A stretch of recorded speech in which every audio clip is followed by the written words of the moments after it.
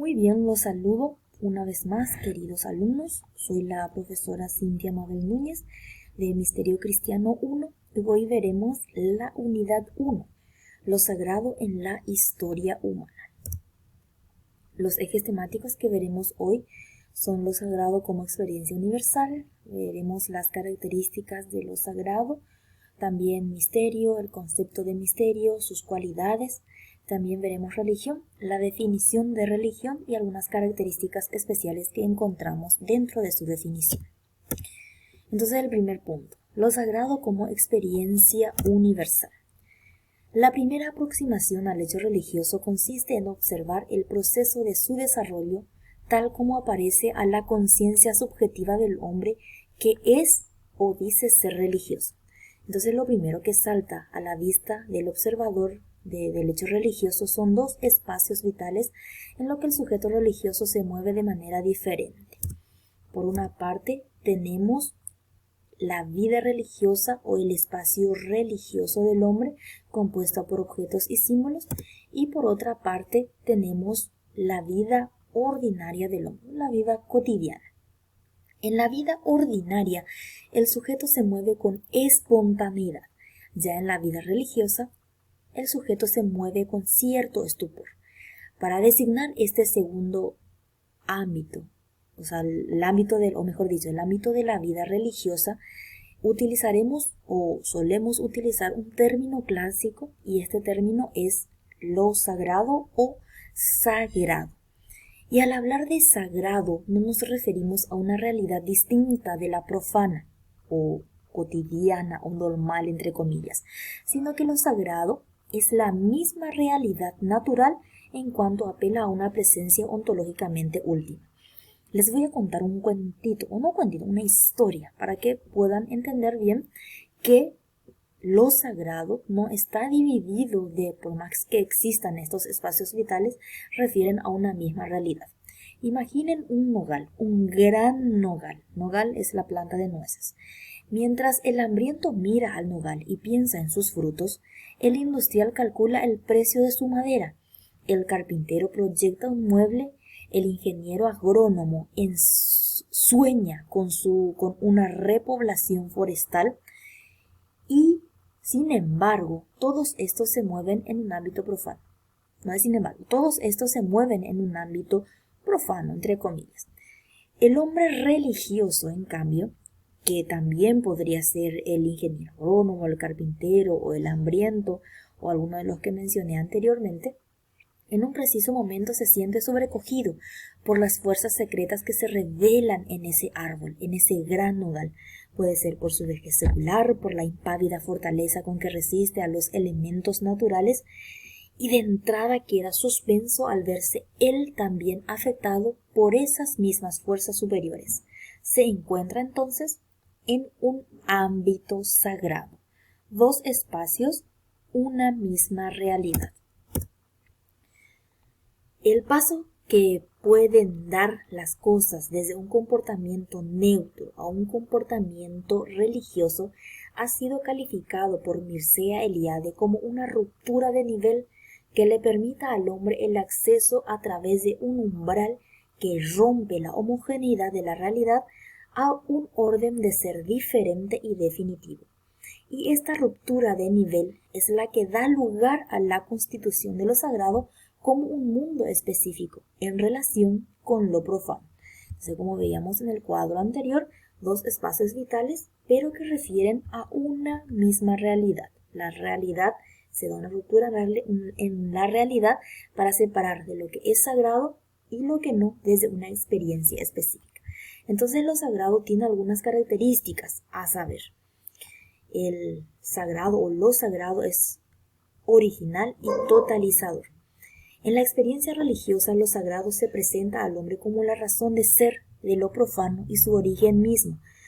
Todas las cosas profanas, en su más íntima esencia, son sagradas al estar invadidas por la trascendencia. De ahí el carácter totalizador de lo sagrado. La segunda característica es que es previo y anterior. El hombre creyente no percibe lo sagrado como una proyección de su objetividad íntima, o sea, hacia íntima pero hacia afuera, sino como algo que engloba previamente tanto los aspectos subjetivos de la experiencia religiosa, o sea, las reacciones anímicas, actitudes o intenciones, como sus aspectos objetivos. ¿Qué son los aspectos objetivos? Realidades naturales, instituciones, personas. Y también como algo anterior a cualquier confesión religiosa concreta. Entonces, por eso lo sagrado es previo y también es anterior. La siguiente característica es que lo sagrado no altera la entidad física de los seres, porque las cosas y los hombres que se hallan inmersos en el ámbito de lo sagrado no experimentan por ello ninguna alteración en su naturaleza, en sus propiedades ni en su apariencia externa. Y la última característica es que lo sagrado rompe el nivel en la conciencia. Es como una voz que apela a la conciencia emitiéndola a lo primero, lo absoluto y lo fundante. Mircea Eliade, como ya vimos en la diapositiva anterior, llama a esto ruptura de nivel, a ese salto de lo trivial a lo religioso, de lo profano a lo sagrado. Este salto se da en la conciencia sin que ello signifique pura imaginación o ilusión. No se olviden, nos referimos a una realidad, pero vista ya de una manera sagrada, de una manera diferente. El siguiente punto que vamos a ver es misterio. Para que podamos entender, vamos a remitirnos a su significado etimológico. Como ven en la diapositiva, misterio proviene del latín mysterium, que significa secreto o misterio mismo. Según la RAE, la Real Academia Española, misterio es una cosa arcana o muy recóndita que no se puede comprender o explicar. También en la religión cristiana es una cosa inaccesible a la razón y que debe ser objeto de fe. Y la última definición que trae la RAE es que misterio es cada uno o son cada uno de los pasos de la vida, pasión y muerte de Jesucristo cuando se consideran por separado. Misterio. Si consideramos una definición bíblica según San Pablo de misterio, podríamos decir que misterio es una revelación, es decir, no es algo secreto o algo oculto o algo que no se pueda saber, sino que es algo que no sabíamos, pero después de una revelación, eso pasa a ser un misterio. Así como pasó con Pablo, caminó a Damasco, él recibió el anuncio, recibió el misterio, entonces algo que estaba oculto anteriormente, ahora le fue revelado, entonces bíblicamente hablando, misterio significa eso, lo que estaba oculto y ahora sale a la luz.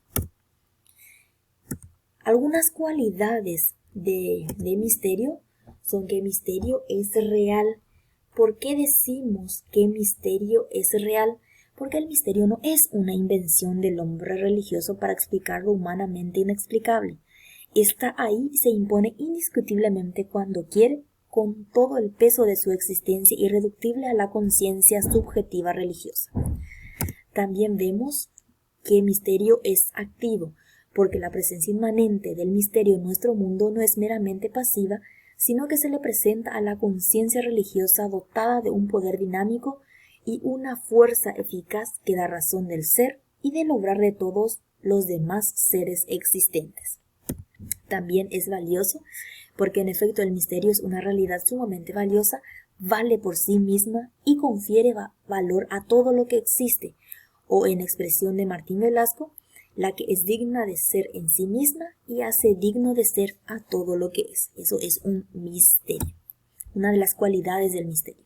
Y también es trascendente, porque el misterio carece en nuestro mundo de un punto de comparación para explicar su ser y de un medio técnico para controlar su acción. A pesar de todas estas cualidades que tiene el misterio, podemos mencionar otras, como son indemostrable. El misterio es indemostrable, ¿por qué? Porque el hombre religioso no puede recurrir a ninguna prueba racional para demostrar a otros una presencia que se le impone con absoluta independencia de su esfuerzo para conseguirla, ni puede recurrir a explicaciones científicas para dar cuenta exhaustiva de su naturaleza. También tenemos que el misterio es gratuito, porque el misterio como bien supremo vale, pero por poseer esa bondad en grado sumo no sirve. Podríamos decir que da sentido último, pero no utilidades inmediatas. Vale por lo que es, no por lo que procura o promete al hombre. Es no manipulable, porque el hombre para despejar sus incógnitas ni para satisfacer sus deseos puede manipular el misterio, como ya habíamos visto anteriormente. Es inmanente. ¿Por qué es inmanente? Porque sin perder su trascendencia, el misterio es inmanente a todo, haciéndose presente en el fondo subjetivo del hombre mismo. También es comprometedor. ¿Por qué es comprometedor? Porque la fuerza poderosa no anula la libertad del hombre o provoca su reacción de forma mecánica. Por el contrario, respetando la libertad del hombre, solicita su respuesta y promueve su compromiso voluntario en orden a secundar la acción del misterio en este mundo, en nuestra realidad. También es personal. ¿Por qué es personal? Porque muchas representaciones del misterio o de lo divino han adoptado históricamente formas inanimadas de elementos de la creación, como astros, montañas, ríos, árboles, animales, etcétera, etcétera.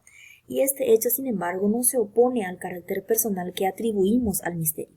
La razón está en que lo importante no es la atribución a la divinidad de las propiedades espirituales, sino la calidad de relación que ésta establece con el misterio a través de la mediación de una imagen cualquiera. Es fascinante, porque el misterio posee un atractivo irresistible por su inmaculada belleza, por su bondad suprema, por su inmaculada santidad, por su inmenso valor que a mí me valoriza. Entonces, por ello es fascinante. Y es silencioso, porque la estructura personal que ofrece el misterio no obsta de la experiencia religiosa de su silencio.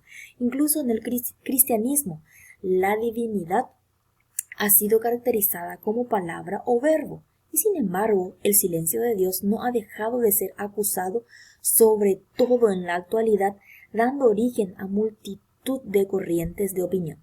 Por ejemplo, tenemos el deísmo, la secularización, incluso el ateísmo, la muerte de Dios. Si Dios calla, quizás se deba a que no exista o a que ya ha muerto, dicen algunas corrientes. Muy bien, entonces ahora veremos la religión. ¿Qué es la religión? La religión es el hecho humano específico que tiene su origen en el reconocimiento por parte del hombre de una realidad suprema, la cual confiere sentido último a la propia existencia, al conjunto de la realidad y al curso de la historia. Esta es una definición dada por Caffarena y Velasco en una revista de Madrid. Esta definición es aplicable, o este concepto es aplicable a todas las religiones que existen, no solo a la cristiana. Y tiene algunas características, esta definición tiene algunas características particulares y veremos cuáles son. Que confiere sentido, veíamos que la religión confiere sentido último, no solo a la propia existencia, ofreciendo una respuesta a las preguntas que todos nos hacemos. ¿Quién soy? ¿Qué sentido tiene mi vida? ¿Qué hay después de la muerte?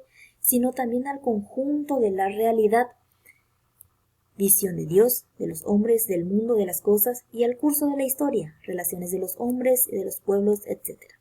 Entonces, confiere sentido último, reconocimiento de una realidad suprema. En algunos casos es concebida como una persona a quien se designa habitualmente con el nombre de Dios. En otros casos se renuncia a nombrarla o no se le atribuye un carácter personal. Tal es, por ejemplo, el caso de las religiones de algunos pueblos primitivos que identifican esa realidad suprema con las fuerzas de la naturaleza o con una fuerza especial de energía desconocida o incontrolable. Y por último, tenemos un hecho humano específico. Solo la especie humana tiene religión. La religión es un hecho que se refiere a una colectividad y no a un individuo aislado. Además, el hecho religioso se puede distinguir de otros hechos más o menos parecidos entre sí. Muy bien, entonces aquí tenemos las referencias y nos estaremos viendo, queridos alumnos. Muchas